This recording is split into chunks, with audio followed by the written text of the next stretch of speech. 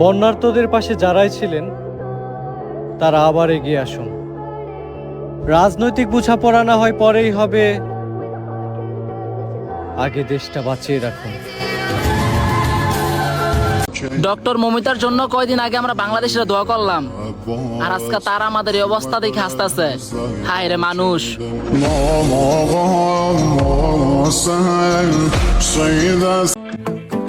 এখন যারা দেশ ছাড়তেছে ভাইবেন না তারা পালাইতেছে, এমনও তো হইতে পারে তারা নেত্রীর লগে দেখা করতে যাইতেছে।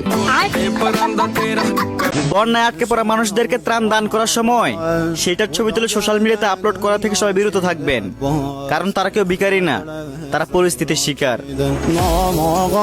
এর বিচার আমরা কার কাছে চাইবো? বন্যায় সাঁতার কাটা এক বোনের আর্তনাদ, ছোট ভাই আমাকে বাঁচাও, আমার পেটে 9 মাসের বাচ্চা।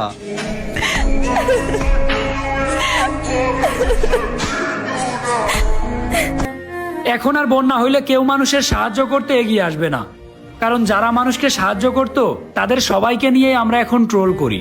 এদেরকে নিয়ে ট্রোল করা কি আমাদের ভালো হয়েছে নাকি খারাপ হয়েছে? সবাই কমেন্ট করে যাবেন।